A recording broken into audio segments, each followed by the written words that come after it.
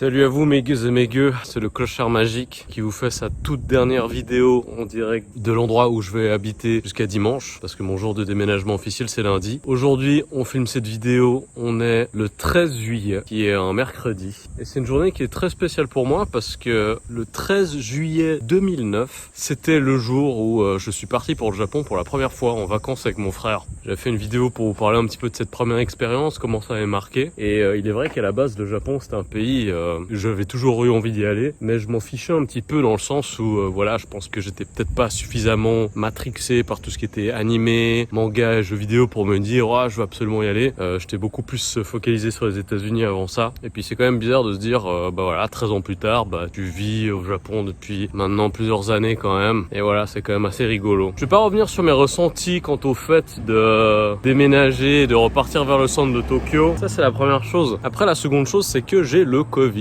Comme vous voyez, je me balade vraiment dans un endroit où il y a vraiment personne. Là, j'arrive à la fin de mes derniers jours, donc voilà, je fais quand même attention parce que la moindre des choses, c'est de ne pas contaminer d'autres personnes. Donc voilà, là, je vais vraiment dans les endroits où il y a personne. Bref, on n'est pas là pour parler de mes petits ressentiments, mes petits sentiments quant au Japon et quant au fait d'avoir le Covid. Je voulais vous parler d'un artiste japonais qui s'appelle MK de Cigar, qui est un talkboxer / producteur de musique funk, G-funk. Donc la talkbox, pour celles et ceux qui ne le sauraient pas, c'est cet instrument qui se joue avec un tube dans la bouche et puis en fait on peut jouer nos paroles avec un clavier, etc. Donc moi je suis un grand fan de talkbox depuis des années. Voilà, si vous connaissez pas, je vous invite à découvrir via des artistes comme Roger Troutman notamment. Et MK le Cigar, c'est un artiste qui est décédé récemment. Donc repose en paix, MK de Cigar. Il y a en ce moment à Kawaguchi ses obsèques, ses funérailles. Je ne peux pas m'y rendre à cause du fait que j'ai le Covid. Je voulais vraiment y aller. Et bizarrement, c'est un décès qui m'a pas mal touché. Même si MK le Cigar, c'est pas un ami, c'est pas une personne que je connaissais en fait. C'est quelqu'un que j'ai déjà croisé plusieurs fois en soirée à des événements. On était connectés, amis sur Facebook. Mais bon, voilà, on sait ce que ça veut dire quand on est amis sur les réseaux. Voilà, j'ai jamais eu l'occasion de vraiment parler avec lui. Pour vous parler un petit peu des raisons de son décès, les causes de son décès ne sont pas véritablement connues. Il a eu un accident de travail et il s'en est allé à 37 ans, qui est incroyablement jeune. Et ce que je ne savais pas, c'était que MK le Cigar était de Saitama et vivait à Saitama à Kawaguchi. Donc là, je ne révèle rien de compromettant ou de privé. C'est des informations qui ont été publiées sur les réseaux, etc. pour les personnes qui auraient voulu se rendre à ses obsèques. MK le Cigar, c'est quelqu'un dont j'ai découvert la musique il y a plus d'une dizaine d'années. Donc c'est pour ça que ça correspond un petit peu avec ma première fois au Japon. Et j'aimais notamment les musiques qu'il avait faites avec cette chanteuse du nom de Mona aka Sad Girl. Donc c'est vraiment un style de musique West Coast, un peu G-funk, très inspiré de la culture Chicano, etc. Et il y a notamment une chanson qu'ils avaient fait ensemble que j'aime énormément qui s'appelle Summer Groove. Donc voilà, allez jeter un coup d'œil, allez écouter, il y a le clip sur YouTube et tout. Et moi j'aime beaucoup.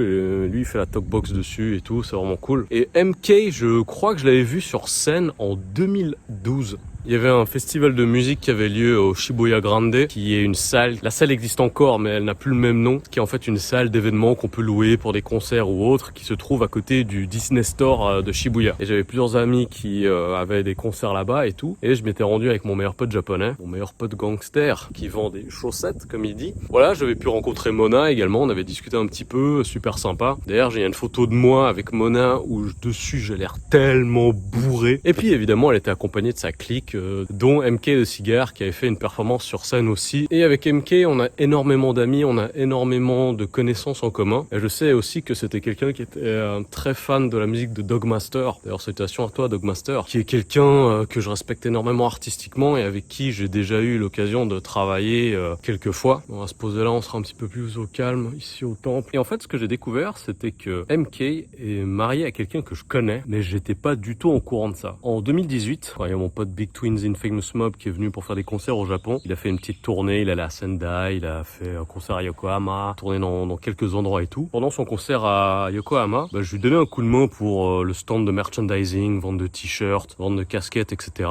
Et là, il y a une demoiselle, ou plutôt une dame, qui vient et puis qui veut prendre une casquette, etc. Et moi, je me rappelle que j'étais un petit peu en mode vendeur de tapis. Là, je veux dire, Twins, c'est mon pote. Il dit, machin, mais si tu prends la casquette, faut que tu prennes le t-shirt aussi. Enfin, vous voyez le truc. Et en fait, je m'étais senti un petit peu mal à l'aise l'aise parce que j'étais un peu trop direct et rentre dedans, alors qu'au Japon c'est pas du tout quelque chose qui est très agréable, qui est pas forcément apprécié dans la culture. Mais c'est pour ça que je me rappelle d'elle en fait. Et du coup, bon, bah, on s'est suivi sur les réseaux sociaux, sur Instagram, etc. Et puis c'est quelqu'un que je connais virtuellement surtout depuis 2018. Mais au final, on s'est rencontrés qu'une fois lors du concert de Big Twins. Et le truc qui s'est passé, c'est que quand elle a annoncé que son mari était décédé et qu'elle a partagé des photos de MK, de cigares, etc., j'étais, mais non, t'es sérieux et tout? Et j'avais jamais fait le rapprochement. De toute manière, elle publiait très rarement des photos d'elle avec son mari. Et évidemment, ça me touche beaucoup parce que, voilà, la pauvre, maintenant elle est seule. MK laisse également un enfant de bas âge derrière lui suite à son décès. Et puis cette pauvre madame, qui s'appelle Aki, qui est également quelqu'un qui va souvent mixer en soirée, etc. Et ben Aki, je me sens vraiment super désolé pour elle, quoi. Ça me fait vraiment sincèrement, ça me fait de la peine. Et en fait, je sais que moi, j'ai un peu ce côté où je me fous de la gueule des inakamono, enfin voilà, un petit peu des gens de la campagne, comme on dit au Japon, parce qu'ils ont ce côté très dasai, comme on dit, en gros plouc, et que le plus souvent, ce sont des gens qui viennent de certaines régions du Kanagawa, qui viennent de Saitama, qui viennent de Chiba, qui viennent de Shiga, etc. Et souvent, ce qui peut être un petit peu gênant avec les personnes qui viennent de Inaka, enfin vraiment de la campagne, c'est que c'est des personnes qui n'ont pas forcément les codes, qui sont pas forcément au courant qu'il y a des choses qui, d'un point de vue racisme, peuvent être faites ou non. Et il y a beaucoup d'appropriation culturelle au point où en fait, c'en est un petit peu parfois tendancieux, mais ils s'en rendent pas compte. Parce qu'en fait, c'est des gens qui sont vraiment passionnés. C'est pas du tout des gens qui pensent mal faire. C'est des gens qui font certaines choses par passion et qui peuvent faire certaines erreurs, mais également par passion. Par exemple, tout ce qui est blackface ou ce genre de choses-là. C'est juste que c'est des gens qui ne savent pas qu'il y a des choses qui ne se font pas d'un point de vue international ou un petit peu dans les endroits un peu plus grands, plus fréquentés. Voilà, il y a certains codes qui font que voilà, ça, ce n'est pas acceptable, par exemple. Et je vais être honnête avec vous, des personnes comme Aki et MK de Cigar, c'est des personnes qui sont un petit peu dans ce délire jusqu'au boutiste. C'est-à-dire que MK, lui, il était vraiment à fond dans la culture chicano, latino, talkbox, la culture G-funk. Il prenait part à des rencontres avec voilà, des Cadillacs, vraiment voilà, des trucs très clichés. Et autant Aki, elle est plus passionnée par tout ce qui est rap East Coast, donc notamment rap de QB. Et en fait, c'est une fan attitude qui est très très forte. Et moi, je sais qu'en temps normal, je serais un petit peu là à juger. Moi, je pense que c'est aussi mon problème. J'ai tellement cette envie et ce besoin de me rapprocher des racines de quelque chose ou d'un mouvement afin de le connaître vraiment à fond, que voilà, moi, en tant que passionné de rap, qu'est-ce que j'ai voulu faire? J'ai voulu partir à New York, j'ai voulu rencontrer les gens de Queensbridge, j'ai voulu bosser avec les gens de Queensbridge. Et maintenant, voilà, je suis quelqu'un qui est accepté parmi les gens de là-bas. Et pour moi, c'était ça qui faisait sens et qui était vrai. Mais ce qu'il faut retenir, et c'est aussi le décès de MK de Cigar qui me fait faire un travail d'auto-réflexivité, si je puis dire, c'est qu'en fait, pour moi, c'est un couple qui est tellement beau, MK de Cigar et Aki, parce que c'est des gens qui sont passionnés. Ce sont des gens qui se sont retrouvés dans le cadre de leur amour pour la musique et notamment pour la culture hip-hop. Pour l'un, c'était tout ce qui était West Coast, et pour l'autre, c'était tout ce qui était East Coast. Ils sont tellement adorables. Ils étaient adorables. Enfin, je veux pas utiliser le passé, c'est parce que vraiment, ça me rend triste, en fait. J'ai un peu parcouru les photos de MK de Cigar sur Instagram, Facebook après son décès, et je voyais vraiment toutes ces photos où ils sortaient les deux ensemble. Ils allaient au Billboard Tokyo, ils allaient voir George Clinton sur scène. George Clinton également, grand-père de la P-Funk, etc. Et ils étaient là, ils avaient l'air tellement heureux, ils étaient tellement passionnés et contents. Et il y avait aussi d'autres photos de MK où il était en photo avec son fils et il disait ah bah voilà, ce soir maman elle va mixer, donc on se fait une soirée entre garçons, juste les deux ce soir. Et moi je trouve que c'est magnifique parce qu'il y a beaucoup d'événements aussi durant lesquels Aki, elle prenait son enfant. Mais c'était des événements de jour, hein, je vous rassure, c'était pas des événements qui se terminaient à 5h du matin. L'un comme l'autre, ils étaient vraiment attirés et passionnés par un petit peu les deux facettes du rap, East Coast, West Coast, et ils se complétaient tellement bien. Au final, et c'est là où je suis content de retirer quelque chose de positif de tout ça, c'est que je veux juste des gens qui étaient heureux ensemble, qui avaient vraiment des passions et qui vivaient par et pour ça en fait. Et qu'en fait, une personne comme moi qui, soi-disant, connaît le vrai, parce que oui, connais les gens de QB, c'est des amis proches, oui, j'ai passé un coup là-bas, oui, quand je suis au Japon, je connais certains milieux, je connais certaines personnes, mais une fois de plus, bah, ça me rend pas supérieur, ça me rend pas meilleur que qui que ce soit, et au final, je ne suis personne pour les juger, comme je ne suis personne pour juger qui que ce soit. Et voilà, repose en paix, MK de Cigar, merci pour la musique, je vais continuer à écouter ta musique, même si t'as pas sorti grand-chose. Il avait sorti un mini-album, ou plutôt un EP sur lequel il y avait 7 titres, mais qui n'est pas sur les plateformes de streaming. Sur les plateformes de streaming, on on peut trouver certains morceaux qu'il a fait en featuring à la Talkbox, etc. Donc voilà, je sais pas, écoutez, et puis si ça vous plaît, ben streamez, si ça vous plaît, même achetez les albums physiques, etc. Moi je pense beaucoup à Aki, je pense beaucoup à sa femme qu'il laisse, à son enfant également qu'il laisse. Voilà, ils vont faire comment? C'est chaud quoi. Force à toi Aki, je lui ai envoyé un message pour lui présenter mes condoléances, etc. Là vraiment, en l'espace de 2 ou 3 semaines,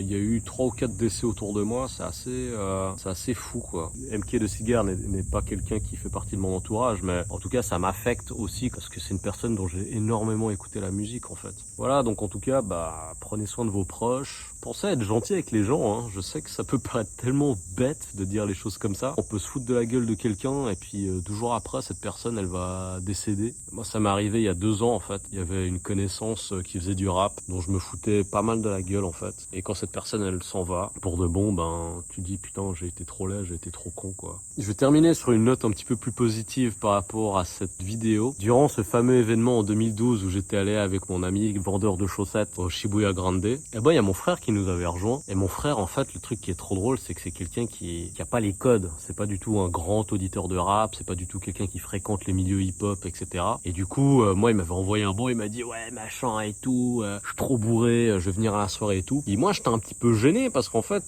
tu vois, quand t'es genre à ces soirées-là, tu dois quand même faire un petit peu du relationnel. T'as quand même des amis, des connaissances qui sont là, qui pour la plupart font également partie de certains milieux où les gens, ça rigole pas vraiment. Et si genre il y a ton frère qui débarque et qui commence à faire n'importe quoi, ça peut un petit peu foutre la pression. Puis en fait, mon frère, il m'avait demandé, je vais pas dire son vrai nom, c'est un ami rappeur, il est là, Riton. Voilà, je vais l'appeler Riton. Et j'étais, ouais, il est là, Riton. Il fait, ouais, putain, quand je vais le voir, je vais dire qu'il ressemble à Monsieur Patate et tout. Parce que c'est vrai qu'à ce moment-là, mon pote Riton, il était assez enrobé, puis c'est vrai qu'il ressemblait beaucoup à Mr. Potato, quoi. Et moi, j'étais là, genre, putain, mais je connais mon frère quand il est bourré. Et j'étais, mais non, ne viens pas. Si tu viens pour commencer à dire des âneries et manquer de respect à mes potes et à ces personnes-là, ça va pas du tout bien se passer pour toi et pour moi. Finalement, mon frère il est venu avec un type qu'il connaissait même pas. Et le type, il était en bretelles. Je sais pas si vous vous rendez compte, le gars, il était habillé comme un espèce de chanteur de youths du Jura bernois. Et j'étais, mais mec, c'est qui ce type que tu ramènes à une soirée hip-hop où il y a plein de gangsters, il y a plein de yakuza et tout. Et en fait, hey, Riton, j'ai l'air qui ressemble à une patate. Et finalement, il l'a pas dit, il a juste big up, il a dit, ah, machin, c'était cool sur scène et tout. Donc, Dieu merci. Et voilà, c'était encore cette soirée-là, on a vu MK de Cigare. Et d'ailleurs, je me rappelle pas vraiment, mais je me demande si, à la soirée de Big Twin, si MK de Cigare, il était pas venu pour accompagner sa femme. Mais voilà, repose en paix. C'était le clochard magique pour une petite humeur. Ma dernière humeur en direct de ce temple aussi. Une vidéo au goût aigre doux, amer, un peu doucereux et triste. Voilà, je retourne dans le centre de Tokyo dès lundi. Ça me manquait ici, mine de rien. Regardez, c'est quand même super calme, mais c'est vrai que c'est pas fait pour moi. Pas encore. Je ne suis pas encore prêt pour ce genre de vie, en fait. En tout cas, n'oubliez pas de vous abonner, d'activer la cloche, de liker la vidéo, de lâcher un commentaire. Dites-moi quel est l'artiste décédé dont la musique vous touche énormément. J'irai jeter une oreille. Sinon, n'oubliez pas de me suivre sur mes réseaux sociaux. Twitter, Facebook, Instagram, @AirForce1. Salut, prenez soin de vous et puis n'oubliez pas d'aimer. Ciao, ciao.